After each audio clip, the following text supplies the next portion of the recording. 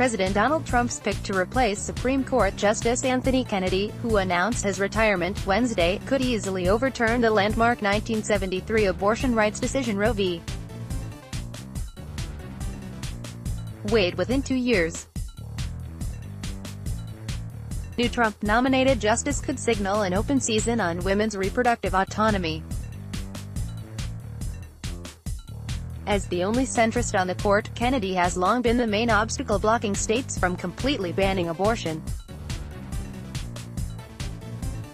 While he didn't always rule in favor of reproductive rights, he tipped the scales in two of the most important abortion rights cases of the past century. In 1992's Planned Parenthood v. Casey, which conservatives hoped would overturn Roe, Kennedy protected a woman's right to choose, writing that the ability of women to participate equally in the economic and social life of the nation has been facilitated by their ability to control their reproductive lives. In 2016, Kennedy again sided with the four liberal justices in Whole Woman's Health v. Hellerstedt, a decision that now prevents states like Texas from regulating abortion out of existence. Trump's High Court nominee will almost certainly not be a centrist Kennedy type. The president has already promised to appoint justices who would overturn Roe.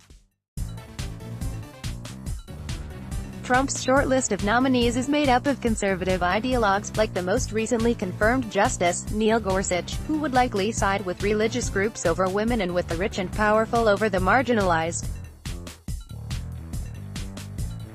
The Supreme Court is poised to move sharply to the right at a time when a slew of abortion cases are already worming their way through the lower courts. The stakes of the coming nomination fight are extraordinary, said Nancy Northup, president and CEO of the Center for Reproductive Rights. The future of reproductive rights is on the line. Anti-abortion groups frothed with excitement Wednesday as Kennedy announced his retirement. The groups have been looking forward to this moment for decades. The pro-life movement must immediately turn our attention to encouraging the White House and the U.S. Senate to fully take advantage of this historic opportunity. Texas Right to Life said in a statement Wednesday. Other groups simply gloated. With confidence that the future of the Supreme Court is in good hands, we wish Justice Kennedy a peaceful and restful retirement, said Marjorie Dannenfelser, president of the national anti-abortion group Susan B. Anthony List. Meanwhile, NARAL Pro-Choice America President Elise Hogue's cell phone rang off the hook. People are saying, "Tell me what to do. I'll do anything. This is it. This is the last stand.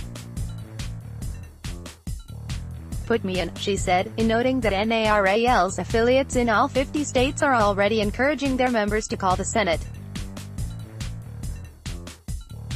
People are saying, "Tell me what to do. I'll do anything. This is it. This is the last stand. Put me in." NARAL Pro-Choice America President Elise Hogue. For the past 3 decades, the strategy among anti-abortion groups has been to chip away at abortion rights through increasingly stringent restrictions in the states, hoping to provoke a challenge in court. These laws include bans on abortion as early as 6 weeks into a pregnancy, or bans on medication abortion, the safest and most common method of ending a pregnancy in the first trimester. Abortion foes have deliberately pushed for these unconstitutional abortion restrictions in heartland states like Arkansas, Iowa, Missouri and North and South Dakota, knowing that they will end up in the heavily conservative-leaning 8th U.S. Circuit Court of Appeals. One of these cases could be kicked up to the Supreme Court, creating a new opportunity for the justices to reconsider Roe. Iowa's heartbeat bill, for instance, which bans abortions after a fetal heartbeat can be detected and before some women even realize they're pregnant, was specifically designed to challenge Roe. The High Court could also consider a Planned Parenthood defunding case from Kansas and Louisiana as early as next term. And the 4th, 9th, and D.C. Circuits are poised to consider lawsuits to protect the National Teen Pregnancy Prevention Program from Trump administration efforts to replace it with abstinence-only education. I'm looking at the list of cases that could potentially be taken up in the 2018 and 2019 terms, and any one of them would strike a blow to the heart of Roe if it was decided poorly and set women's rights back by decades and decades, Hogue said. Progressives hoping to save abortion rights may try to put up a fight against Trump's pick in the Senate, as Senate Majority Leader Mitch McConnell, of Kentucky, did when President Barack Obama nominated Merrick Garland in 2016.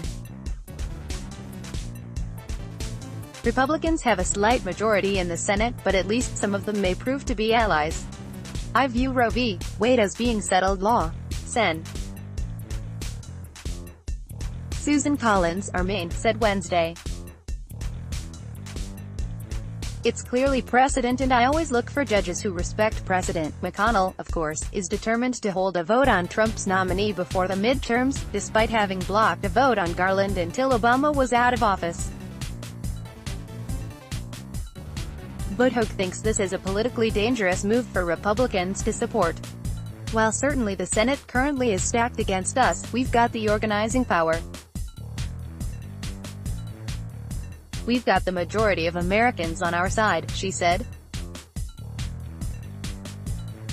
We know that people, Americans, not Republicans, not Democrats, actually value legal access to abortion as a critical cornerstone of freedom and human rights in this country. McConnell can hold a vote if he wants, but I think there would just be mutiny. Igor Bobek contributed reporting. Download. Do you have information you want to share with HuffPost? Here's how.